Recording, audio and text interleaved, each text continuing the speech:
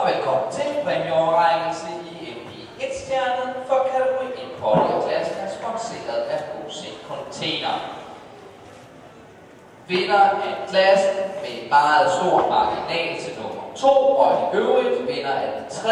klasse denne weekend, Hanna Schmidt Nielsen og Hard Times.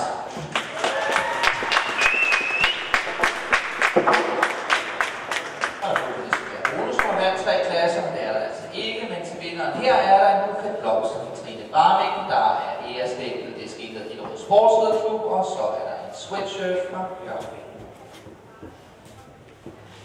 Andenpladsen i klassen, den går til Bornholm med skikkelse af Lærke Olesen og Ringwood Vispan.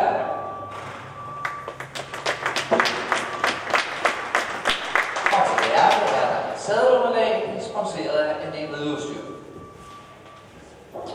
Tredje placeret i klassen her, det er Rikke Hansen og Julie Uho. Og Rikke får en gavepose fra Ejsland. Så har vi nogle mand her på 4. pladsen, Per Theodor Linde og Lasse Rory Rebel.